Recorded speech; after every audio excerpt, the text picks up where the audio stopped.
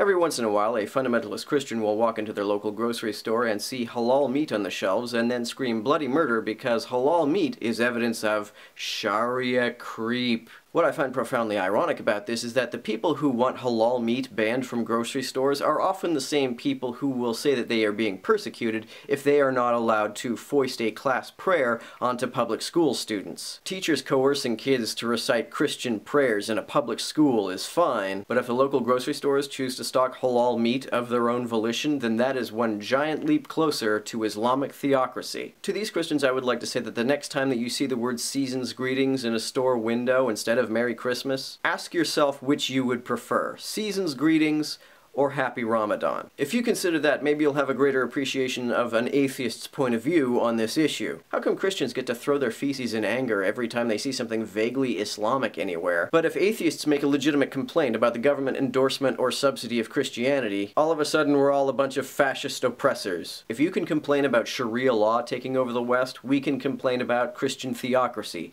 taking over the West. In fact, we can complain about both. Then, unlike the fundamentalists, our positions would be consistent. Some atheists had a problem with that cross-shaped piece of metal that was found at Ground Zero and put up in the 9/11 memorial. I wasn't one of them, I don't really care. But Christians were all like, how dare these atheists say that we can't have a cross at the 9/11 memorial? Now just imagine the reaction if they had found a crescent-shaped piece of metal at Ground Zero. And imagine if that were put on display at the 9/11 memorial. In that case, I think we would see both Christians and atheists on the same side of this issue. I think this idea that the tiniest presence of Islamic culture in the West is a slippery slope to the establishment of the next caliphate is a fantastic example of projection. The Christians who complain about halal meat in the grocery store and think that Muslims are secretly sneaking Islam into American life, and the next thing you know they're forcing Sharia law on everyone, are the same folks who want a Christian theocracy in America and want to sneak it into the public sphere with monuments to the Ten Commandments and prayer in public school. That's the Christian theocratic strategy, and they think that Muslims are stealing their idea. That's not to say that there aren't Muslims that want a theocracy in the West. There certainly are. My point is that Christians who believe that teachers not being allowed to recite Christian prayers to their classes in public schools is persecution, but harassing grocers who are willingly stocking halal food is not,